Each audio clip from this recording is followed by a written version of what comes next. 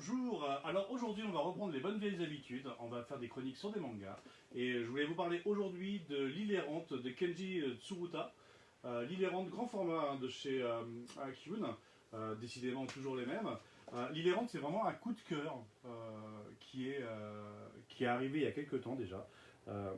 Et c'est en gros l'histoire d'une jeune fille élevée par son grand-père et qui lui-même avait une société de poste. Vous savez, le Japon, c'est 6000 petites îles, et donc il y a des îles qui sont livrées que par hydravion.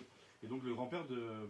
Comment elle s'appelle déjà, Amelia Mikura, a une société donc, de livraison. Et son grand-père meurt. Et son grand-père mourant, donc elle hérite de l'entreprise familiale. Et en tant que pilote elle-même, parce qu'elle travaillait déjà un petit peu pour son grand-père, c'est une des rares à vouloir à aimer en fait aller livrer des îles hyper lointaines que personne ne va livrer. Et dans les rayonnages de paquets à livrer, elle va découvrir un paquet qui n'a jamais été livré. Et en tant que bonne japonaise, elle se dit ça n'a pas été livré, et ben moi je vais le faire. Sauf que le problème, c'est que l'île, ça s'appelle l'île d'Electricity, ou Tate.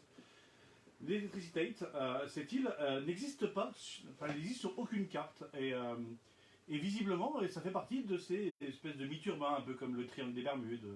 Donc ça existe, ça n'existe pas, on ne sait pas, mais il y a un flou dessus. Et donc en fait, le titre c'est l'île errante. Et donc cette île, visiblement, ne serait pas obligatoirement très fixe. Et fait partie des mythes que les marins ou les livreurs cherchent à découvrir. C'est presque le travail d'une mission d'une vie. Hein. Donc on suit les aventures de cette Mikura, toute seule, dans son entreprise de livraison par hydravion.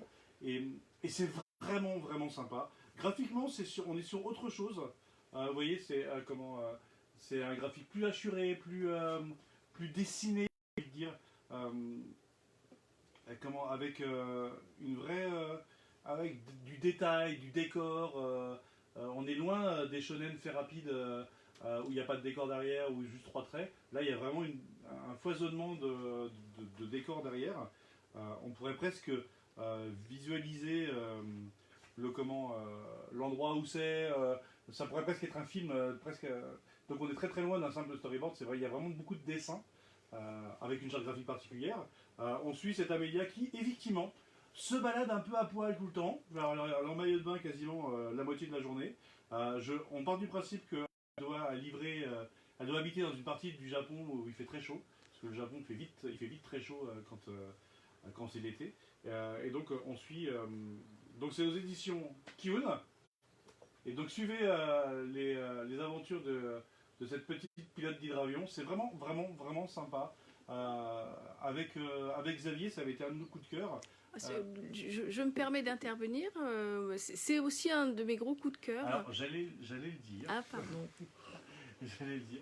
Donc, avec Xavier, ça a été un autre coup de cœur qui était initié par Marie et qui avait donné lieu d'ailleurs. On a créé un jeu de piste qu'on fait pour les enfants dans les médiathèques basé sur l'histoire de l'île errante où on essaie de faire découvrir aux enfants que l'hydravion ça existe déjà parce que dans la tête des enfants c'est un avion qui atterrit sur l'eau, ça n'existe pas. Et donc c'est plutôt sympa et c'est une vraie source d'inspiration. Il y a un petit côté, ça titille notre côté. L'île au trésor, la carte disparue, l'endroit qu'il faut trouver, voilà. Donc, Marie, tu voulais rajouter quelque chose? Oui, juste quelque chose. En fait, oui, c'est très très poétique. Les dessins sont vraiment magnifiques. Moi, j'adore la qualité graphique de cet ouvrage. Et je voulais préciser que l'héroïne a vraiment un sale caractère. Et j'aime beaucoup ça dans ce manga. Et à savoir qu'il y a... beaucoup, hein, pas du tout.